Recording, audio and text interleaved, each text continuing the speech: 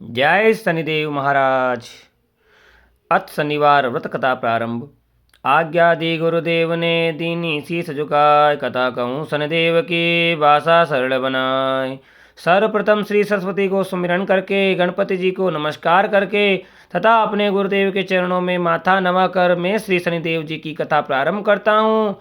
ये शनिदेव जी जो मनवांछित कार्यों को सफल बनाने वाले हैं तथा जिन्हें सकल नर नारी और 33 कोटि देवता मुनीश्वर योगीश्वर ध्याते हैं, वहीं देव मेरी त्रुटियों को क्षमा करें और मुझे शरण में ले, ऐसे मेरे मन के भाव हैं। तथा जो ऐसे देव को भूल जाता है वह संसार में महान दुख पाता हुआ नरकगामी होता हुआ और अगले जन्म में पशु की योनि में आता है। जो कथा में तन मन से कहने जा रहा हूँ उसे आप भी सच्चे मन से ग्रहण करें।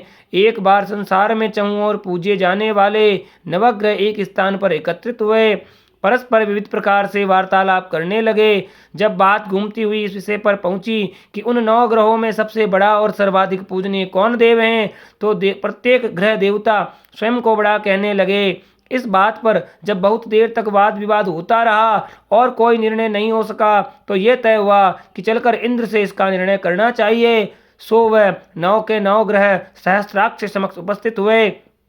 उन सबकी बातें सुनकर इंद्रदेव भी सोच में पड़ गए, किसे छोटा कहूं और किसे बड़ा, किसकी श्रद्धा के पात्र बने और किसके कोप के भाजन। अंत में और अंतिम निर्णय न करते हुए वह बोले, मैं अल्प बुद्धि इस बात का निर्णय करने में असमर्थ हूँ। मुझे तो आप सभी बड़े नजर आते हैं और मैं सभी का आदर सम्मान करता हूँ। इस पर ग्रह नवग्रह संतुष्ट नहीं हुए और हट करने लगे कि आपको इसका निर्णय अवश्य करना चाहिए। तब देवराज बोले, आप मृत्यु लोक में जाइए, वहाँ एक अत्यंत न्यायप्रिय राजा विक्रमादित्य राज करते हैं, आप उनके पास जाइए, मैं अवश्य ही आपका कोई न कोई उचित निर्णय कर देंगे। इंद्र से निराश होकर नवग्रह मृत्यु लोक में जाने को तत्पर हो गए। देवराज इंद्र ने जब देखा, वहां जाते देखा तो प्रसन्न हो सांस लिया और इस धर्म संकट से निकलना उनके लिए सचमुच ही कितना दुष्कर था। पर वह अपनी चतुराई से आई संकट को राजा विक्रमादित्य पर टाल दिया। उज्जैन नगरी की उन दिनों में भारत में धाक थी। एक तो वहाँ राजा विक्रमादित्य के दरबार में बड़े बड़े ज्ञानवान लोगों का सम्मेलन रहा करता था, दूसरे उस न्यायप्रिय राजा के न्याय से उज्जैन नगरी का सारे व्रत में टंका बजता था। स्वर्ग में जब नवग्रह का निर्णय न हो पाया तो वह अपने विमानों पर आरूढ़ हो मृत्युलोक में आ उतरे। ठीक उस समय जब राजा विक्रमादित्य का दरबार ठठारा सा भरा हुआ था, तब नवग्रह का वहां आ पहुंचे। नवग्रह को इकट्ठे देखकर विक्रमादित्य अपने सिंहासन से उठ खड़े हुए और सभी देवों को सम्मानपूर्वक आसन ग्रहण करने का अनुरोध करने लगे, पर उनमें से किसी ने भी आसन ग्रहण नहीं किया। विक्रमादित्य ने जब प्रश्नवाचक दृष्टि से उनकी ओर देखा तो वे नवग्रह बोले, पर तब तक तो आसन ग्रहण नहीं करेंगे जब तक कि आप हमारा ये निर्णय नहीं करोगे कि हम लोगों में सबसे बड़ा कौन है। राजा अपने ऊपर आए इस धर्म संकट को देखकर पल भर को तो घबरा गए, परंतु शीघ्र ही उन्होंने स्वयं को संभाल लिया। उन्होंने अपने मन में एक युक्ति सोची। राजा ने सोना, चांदी, कांसा, पीतल, सासा, रांगा, जस्ता, अब्रक, लोहा आदि 9 धातुओं का आसन लगवाए, जो कि पंक्तिबद्ध प्रवेशद्वार तक चले गए थे। लोहे का आसन सबसे पीछे था। राजा ने उन लोगों से कहा, आप यहाँ पर आसन ग्रहण करिए और मैं सोचकर अभी आपका निर्णय करता हूँ। यह कहकर राजा अपने सिंहासन पर बैठ गया। सिंहासन के निकट ही जो आसन पड़ा था उस पर भागकर बृहस्पति देव जा बैठे। उसके आगे आसन पर सूर्य देव जा बैठे। सूर्य के निकट चंद्रमा और फिर इसी प्रकार बुध, मंगल, राहु, केतु इत्यादि ने भी अपना अपना आसन ग्रहण कर लिया। पंक्ति में 8वें थे भार्गव, किंतु उन्हें भी संतोष था कि उनके बाद शनिश्चर बैठेंगे, किंतु आसन प्रवेश द्वार के समीप होने के कारण और सबसे अंत में होने के कारण शनिदेव उस पर नहीं बैठे। राजा मां विक्रमादित्य ने सोचा कि जो ग्रह उस अंतिम पर बैठेगा वही उसी को विनय और दयाशील के आधार पर बड़ा कर देंगे। पर वहां तो बात दूसरी हो गई। शनिदेव अति क्रोधी और विकट स्वभाव के देवता हैं। जब वे नहीं बैठे तो 8 ग्रह खिलखिलाकर हंस पड़े। अपना इस प्रकार से अपमान होते देखकर शनिदेव की क्रोध से आंखें लाल हो गई और प्रकटी तन गई। क्रोध से कांपते हुए बोले, राजन, मुझसे बेर लेकर तुमने ये अच्छा नहीं किया। क्या समझकर तुमने मुझे इस प्रकार से अपमानित करना चाहे और क्यों मुझे तले बिठाना चाहे। चांद को ग्रह 2.25 दिन रहता है और सूर्य शुक्र बुध को केवल आधा मास, सोम और मंगल 2 मास, गुरु 13 मास, राहु और केतु 18 मास रहते हैं, जबकि मैं 7.5 वर्ष तक रहता हूँ। इसलिए हे राजन, अब तू सावधान हो जा। तूने जो अपमान किया है उसका दंड तुझे अवश्य मिलेगा। तत्पश्चात सभी ग्रह अपने अपने ग्रहलोक में चले गए।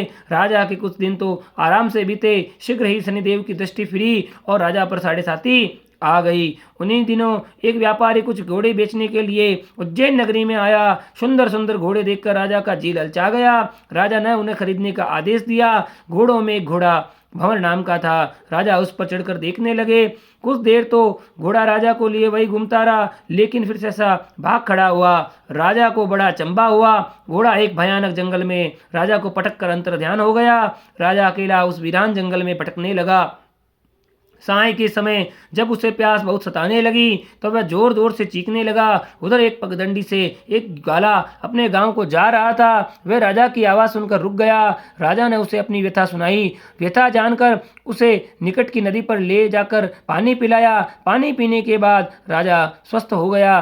प्रसन्न होकर उसने ग्वाले को अपने हाथ में अंगूठी उतार कर दे दी। उसने कहा कि मैं उज्जैन का रहने वाला हूँ, यहाँ रास्ता भटक गया हूँ, तुम मुझे रास्ता दिखाओ। तब ग्वाला उसे अपने यहाँ साथ गांव में लाया। वहाँ एक मिष्ठान की दुकान पर राजा ने मिठाई खाकर पीकर भूख मिटाई और दुकानदार को भी एक अंगूठी उतार कर दे दी। दुकानदार के पूछने पर उसने कहा कि उज्जैन नगरी का रहने वाला है, उसका नाम वीका है। फिर वह दुकान के बंद होने तक वहीं बैठा दुकानदार से बातें करता रहा।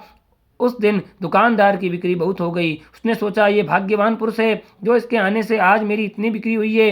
इसलिए रात होने पर वह उससे बोला, आप मेरे साथ मेरे घर चले, हमारे साथ ही भोजन करें। राजा मान गया। जब वे दोनों घर पहुंचे तो दुकानदार की पत्नी ने उनका बड़ा सत्कार किया। अतिथि के लिए विशेष रूप से भोजन तैयार किया गया। भोजन करते समय एक अद्भुत घटना घटी। जहाँ राजा भोजन कर रहा था वहीं सामने की दीवार पर खूंटी पर सोने का एक सतलड़ा हार टंगा हुआ था। उसके ऊपर मोर का एक चित्र था। सहसा ही वह हार वहां से अदृश्य हो गया। दुकानदार के यहाँ एक स्त्री बांधी थी। उसने जाकर घर की मालकिन से कहा, वहाँ खूंटी पर हार नहीं है। जब बात दुकानदार तक पहुंची तो उसने राजा से पूछा। राजा बोला, मुझे तो नहीं मालूम, तुम्हारे और मेरे अतिरिक्त तो यहाँ कोई था ही नहीं। सच बताओ हार कहाँ है। दुकानदार बोला। बार बार पूछने पर जब कोई निर्णय नहीं हो सका तो दुकानदार राजा को उस नगर के राजा के पास ले गया। उस नगर के राजा ने जब विक्रमादित्य की बोली बाली सूरत देखी तो बोला, ये व्यक्ति कभी भी चोरी नहीं कर सकता और फिर भी दुकानदार तो झूठ बोल ही नहीं सकता। राजा ने कोतवाल से कहा, वीका जी से सच उगलवाया जाए और फिर भी सच नहीं बोल सके तो इसको हाथ पांव विहीन चुरंगिया कर दिया जाए। कोतवाल ने राजा को खूब प्रताड़ित किया, डराया, धमकाया, परंतु निर्दोष राजा कुछ न बता सका। थक हार कर कोतवाल ने राजा को हाथ पांव कटवाकर नगर में फेंक दिया। राजा बेहद दुखी अपने कर्मों को याद कर रहा था। वीकाजी भीख द्वारा अपना गुजारा कर रहे थे। विक्रमादित्य उस नगर में यूं ही घूम रहा था जब उस नगर के एक तेली ने उनसे कहा कि मेरे यहाँ काम कर लो तो मैं आपको रहने का स्थान और खाने की सामग्री भी दूंगा। राजा मान गया और तेली उसे अपने घर ले आया। वहाँ सारा दिन राजा घानी पर बैठा उसके बेलों को भांकता रहता। तेली बाजार में तेल बेचता रहता। जब वर्षा ऋतु आई और मूसलाधार वर्षा होने लगी तब घानी पर बैठे हुए विक्रमादित्य ने मौज में आकर ऊंचे ऊंचे राग अलापना प्रारंभ कर दिया। निकट ही उस नगर का राजमहल था। वहाँ खिड़की में बैठी राजकुमारी ने जब राजा का मधुर स्वर में गीत सुना तो वह अपना दिल हार बैठी। उसने अपनी बांदी को पता करने के लिए भेजा। बांदी वहां राजा को गाते हुए देखकर लौटी तो राजकुमारी से बोली कि वहां पर तो कोई अति सुकुमार नव युवक चौरंगिया बेटा मस्ती में आंखें बंद किए गा रहा है। राजकुमारी ने सुना तो उस अंजन का त्याग कर दिया। रात जब तक उसने कुछ नहीं खाया तो रानी ने आकर उसे समझाया, पर वह बोली कि वह तो उस गाने वाले से ही शादी करेगी। रानी ने जाकर राजा से कहा कि राजकुमारी एक चौरंगिया पर मोहित हो गई है और उससे ब्याह रचना चाहती है। राजा ने सुना तो बहुत क्रुद्ध हुआ। उसने अपनी बेटी को खूब समझाया। उससे कहा गया कि तेरा विवाह किसी देश के भावी राजकुमार के साथ किया जाएगा, लेकिन राजकुमारी अड़ी रही। एक दिन तक राजकुमारी निराहार बैठी रही। बेटी के हट को देखकर लाचार हो राजा ने दोबारा विक्रमादित्य को नगर में बुलाया। उससे राजकुमारी का मामूली ढंग से प्राणी ग्रहण कराया और एक साधारण मकान में दोनों को बसा दिया गया। दोनों वहीं रहने लगे। उस रात जब विक्रमादित्य सोया तो स्वप्न में उसे शनिदेव नजर आए। विक्रमादित्य ने उनसे सामने नमस्कार किया और क्षमा याचना की। शनिदेव ने उसे आशीर्वाद दिया और बोले, अब तुम्हारी 7.5 खत्म हो गई है। राजा बोले, मुझसे जो गलती हुई है उसके लिए मुझे क्षमा कर दीजिए। शनिदेव ने मुस्कुराकर उसे आशीर्वाद दिया और राजा के दोनों बाजू दोबारा निकल आए। शनिदेव ने कहा, राजा वर मांगो। राजा बोला, मुझे बस इतना वर दें कि मैं जितना कष्ट आपने मुझे दिया है उतना कष्ट किसी मनुष्य को न दे। शनिदेव ने कहा, ठीक है, जो मेरी व्रत कथा सुनेगा, कहेगा, शनिवार को मेरे मंदिर में दर्शन करेगा, उस पर मेरी कृपा दृष्टि हमेशा बनी रहेगी, लेकिन कर्मों का फल सभी को भोगना पड़ेगा। इतना कहकर शनिदेव अंतर्ध्यान हो गए। राजा ने अपनी पत्नी राजकुमारी को रात में जगाया नहीं। वह रात को उसके गले में अपनी बाहें डालकर सो गया। सुबह राजकुमारी की आंखें खुली तो उसने अपनी गर्दन में बाहें पड़े देखी। वह चौंक कर उठ बैठी, लेकिन शीघ्र ही विक्रमादित्य ने जागकर उसको आशातीत कर दिया। जब वहां के नगर राजा को यह बात मालूम हुई, वह भागा भागा आया और उस अपंग को फिर स्वस्थ देखकर चकित रह गया। उससे भी विक्रमादित्य ने यही कहा कि यह सब शनिदेव की कृपा का फल है। विक्रमादित्य ने अपना वास्तविक परिचय भी राजा को दिया और सारा किस्सा विस्तार से सुनाया। सुनते ही राजा विक्रमादित्य के चरणों में गिर गया और क्षमा याचना करने लगा।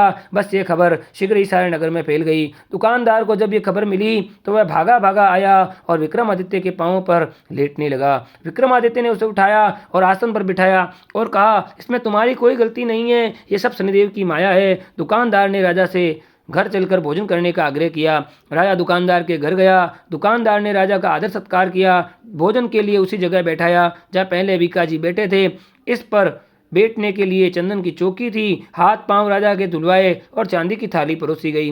परोसने के लिए पकवान जैसे लड्डू, घेवर, पेड़ा, चूरमा, जलेबी, पेठा, शक्करपारा, पूरी, कचौरी, बर्फी, खीर, कुंजी, फिणी, मगध, साथ में चावल, दाल, राम, खिचड़ी, भात, कमाल, लापसी, साथ में पंचमेवा, पापड़, सभी पुरस्कार भोजन करने लगे। खाने के बाद सभी के लिए पान, सुपारी, चूर्ण रखे गए। भोजन करते समय सभी ने देखा जो खूंटी पहले हार निकल गई थी वही वापस उगल रही है। दुकानदार ने राजा के चरण पकड़ लिए। माफी मांगी तो राजा ने उसे बिठाया और उठाया और उसे मान देते हुए गले लगाया। दुकानदार ने कहा, आप मेरा मान रखते हुए मेरी बेटी का पाणी ग्रहण संस्कार ग्रहण करिए।